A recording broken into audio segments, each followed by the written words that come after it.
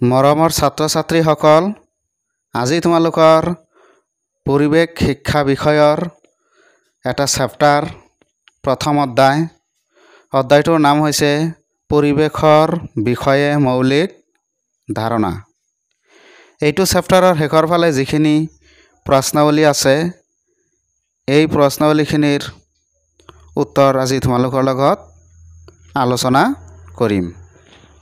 ইয়াৰে প্ৰশ্ন 1, পৰিৱেশ কি? ইয়াৰ উত্তৰ হৈছে পৰিৱেশ শব্দৰ অৰ্থ হৈছে চাৰিওফালৰ অৱস্থা। পৰিৱেশ শব্দটোৰ ইংৰাজী শব্দ হৈছে এনভাইৰনমেণ্ট। এনভাইৰনমেণ্ট শব্দৰ উৎপত্তি হৈছে ফৰাচী এনভাইৰনাৰ শব্দৰ পৰা। প্ৰশ্ন 2, পৰিৱেশৰ বিভিন্ন উপাদানবোৰ কি কি? ইয়াৰ উত্তৰ নিম্নোক্ত তিনিটা উপাদানৰ দ্বাৰা পৰিৱেশ গঠিত হৈছে। ক, অজৈৱিক উপাদান। খ, জৈৱিক উপাদান। গ, শক্তি উপাদান। প্ৰশ্ন 3, পৰিৱেশৰ বিভিন্ন অংশবোৰ কি কি? ইয়াৰ উত্তৰ পৰিৱেশ চাৰিটা অংশত বিভক্ত। ক, বায়ুমণ্ডল, ইংৰাজীত কোৱা হয় এটমস্ফিয়াৰ। খ, জলমণ্ডল, ইংৰাজীত কোৱা হয় হাইড্ৰস্ফিয়াৰ। গ, ভূমণ্ডল, ইংৰাজীত কোৱা হয় লিথোস্ফিয়াৰ। গ, জীৱমণ্ডল, ইয়াক ইংৰাজীত কোৱা হয় বায়ুস্ফিয়াৰ। গতিকে এই চাৰিটাই হৈছে পৰিৱেশৰ বিভিন্ন অংশ। তাৰপিছত প্ৰশ্ন 4, বায়ুমণ্ডলৰ ঘাই উপাদানসমূহ উল্লেখ কৰা। উত্তৰ, বায়ুমণ্ডলৰ ঘাই উপাদান হ'ল 1, নাইট্ৰজেন। আৰু এই নাইট্ৰজেনৰ সংকেত N2, আৰু এইটো বায়ুমণ্ডলত থাকে 78.09%। 2 নম্বৰ অক্সিজেন, ইয়াৰ সংকেত হৈছে O2। বায়ুমণ্ডলত ইয়াৰ পৰিমাণ হৈছে 20.94%।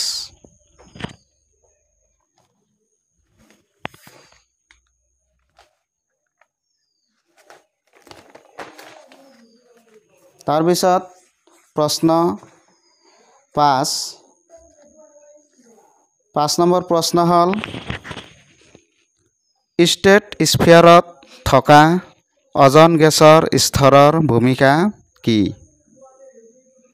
উত্তৰ, অজন গেছ বিয়পি আছে বায়ুমণ্ডলৰ ষ্ট্ৰেটোস্ফিয়াৰ অঞ্চলত। এই অজন গেছে আমাৰ বাবে এক গুৰুত্বপূৰ্ণ ভূমিকা পালন কৰে। সূৰ্যৰ অতি বেঙুনীয়া ৰশ্মিৰ বিকিৰণৰ ক্ষতিকৰ প্ৰভাৱৰ পৰা পৃথিৱীত জীৱৰ বাবে এক ৰক্ষা কৱচ হিচাপে এই অজন গেছে কাম কৰে। তাৰপিছত চোৱা 6 নম্বৰ প্ৰশ্ন। 6 নম্বৰ প্ৰশ্নটোত আছে প্ৰশ্ন 6, পৰিৱেশ শিক্ষা সম্পৰ্কে তুমি কি বুজিছা? ইয়াৰ উত্তৰ, এনেকুৱা এটা সময় আছিল যেতিয়া আমাৰ চাৰিওকাষৰ সকলো বস্তু আছিল বিশুদ্ধ আৰু নিৰাপদ। বায়ু আছিল, বায়ু,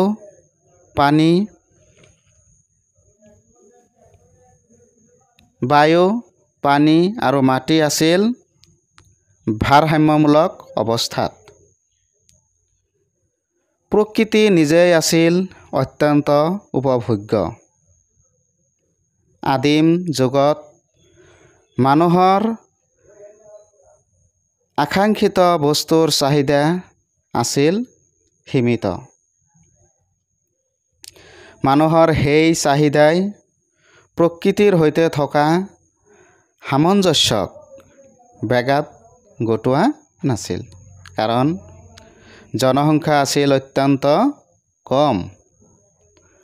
পৰৱৰ্তী সময়ত জনসংখ্যা বহুগুণে বাঢ়িবলৈ ধৰিলে।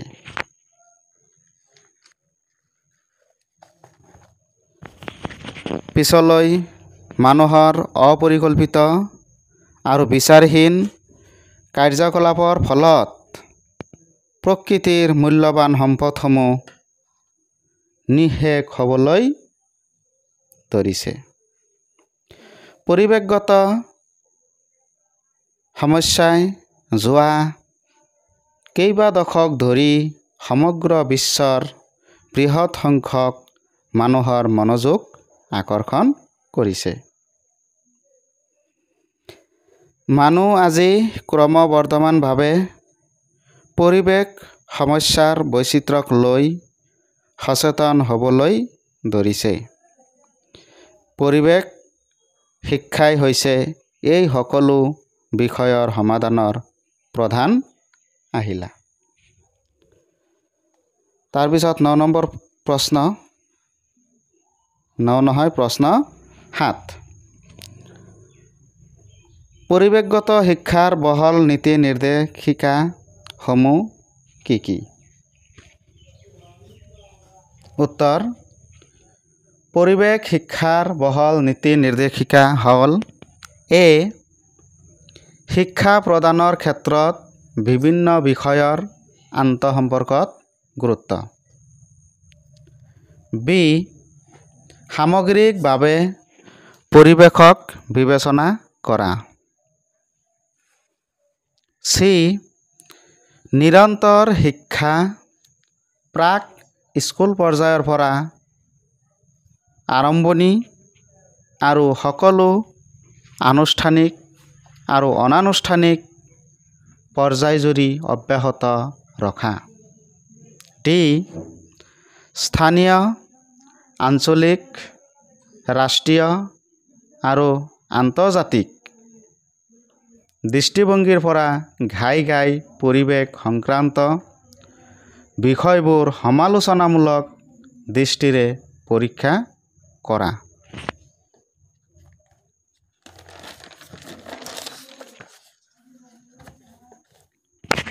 ই বৰ্তমান আৰু ভৱিষ্যত পৰিৱেশৰ প্ৰৱণতা আৰু অৱস্থাৰ বিষয়ে অধ্যয়ন চলোৱা।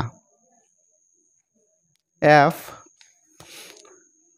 পৰিৱেশ সমস্যাৰ সৃষ্টিৰ প্ৰকৃত কাৰণবোৰ আৰু উপসৰ্গবোৰ আৱিষ্কাৰ কৰাত ছাত্ৰ-ছাত্ৰীসকলক সহায় কৰা আৰু সেইমতে পৰিকল্পনা কৰা।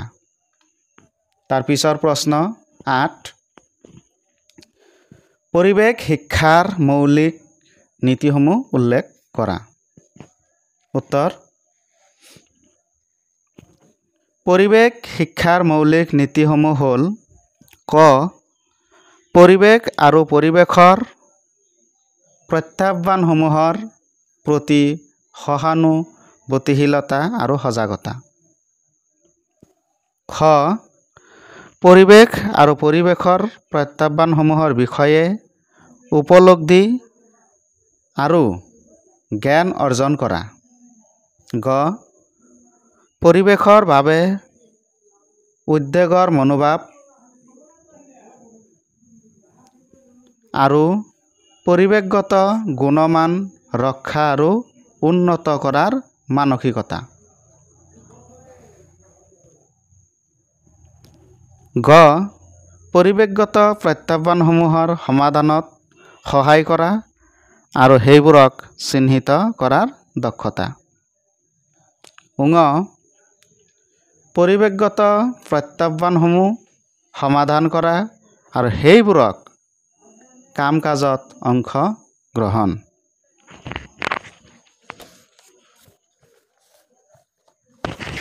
প্ৰশ্ন 9,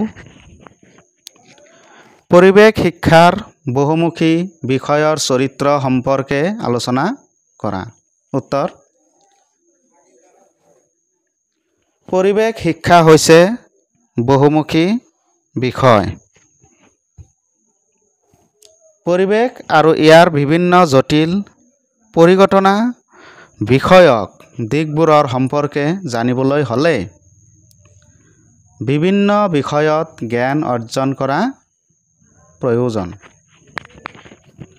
উদ্ভিদ বিজ্ঞান, প্ৰাণী বিজ্ঞান, জৈৱ প্ৰযুক্তি, জৈৱ অভিযান্ত্ৰিক, অণুজীৱ তত্ত্ব, জিন তত্ত্ব,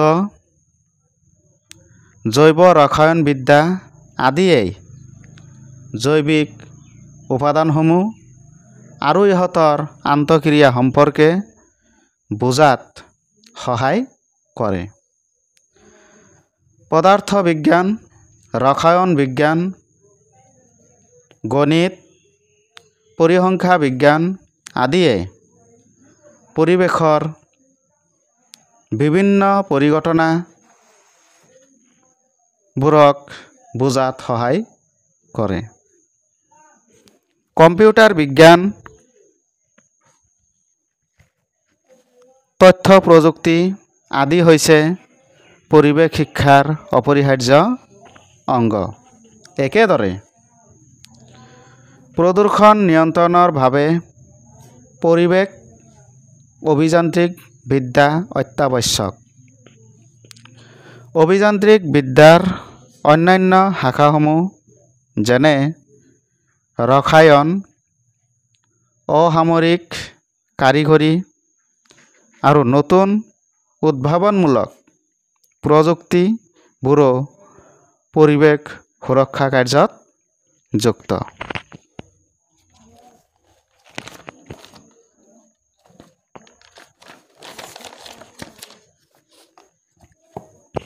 প্ৰশ্ন 10, 10 নম্বৰত আছে, আমাৰ পৰিৱেশ সুৰক্ষিত কৰাত পৰিৱেশগত সজাগতাই কেনেদৰে সহায় কৰে? উত্তৰ, বিশ্বই আজি পৰিৱেশ অৱক্ষয় আৰু প্ৰদূষণৰ দৰে বৃহৎ সমস্যাৰ মোকাবিলা কৰিবলগীয়া হৈছে। বিভিন্ন ধৰণৰ প্ৰদূষণ, বনজ সম্পদৰ দ্ৰুত ক্ষয়, দ্ৰুত হাৰত জনসংখ্যা বিস্ফোৰণ, ঔদ্যোগিকৰণৰ প্ৰসাৰ, অপৰিকল্পিতভাৱে নগৰীকৰণ, খনিৰ কাম-কাজ, ভূমিক্ষয় আদিয়ে সাম্প্ৰতিক বছৰবোৰত পৰিৱেশ তন্ত্ৰৰ ভাৰসাম্যহীনতাৰ সৃষ্টি কৰিছে। অৰ্থনৈতিক উন্নয়নৰ বাবে মানুহৰ অনুসন্ধানে ঘাইকৈ প্ৰাকৃতিক সম্পদক নিৰ্দয়ভাৱে ব্যৱহাৰৰ বাবে দায়ী। তদুপৰি মানৱ জাতিয়েই অত্যন্ত কঠোৰ, বস্তুবাদী, লোভী আৰু বিলাসী জীৱন-যাপন মনোভাৱেৰেই প্ৰাকৃতিক সম্পদক বাছ-বিচাৰহীনভাৱে শোষণ কৰি আহিছে। পুনৰ অৱনতি ৰোধ কৰি পৰিৱেশ ৰক্ষাৰ বাবে গণ সজাগতা সৃষ্টি কৰাটো জৰুৰী। পৰিৱেশ সমস্যাক আটাইতকৈ ভাল উপায়েৰে সমাধান কৰিব পাৰি যদিহে জনসাধাৰণ পৰিৱেশগতভাৱে সজাগ হয়। আৰু কোনো চৰকাৰেই কেৱল কিছুমান পৰিৱেশ সুৰক্ষা বিষয়ক বিধি ৰূপায়ণ কৰি এই সমস্যাৰ সমাধান কৰিব নোৱাৰে, যদিহে জনসাধাৰণে এই ক্ষেত্ৰত সহায় সহযোগিতা নকৰে। জনসাধাৰণক পৰিৱেশগতভাৱে শিক্ষিত কৰিব লাগিব। তেওঁলোকে জানিব লাগিব যে আমি পৰিৱেশৰ এক অংশ আৰু পৰিৱেশ ৰক্ষা কৰাটো আমাৰ কৰ্তব্য।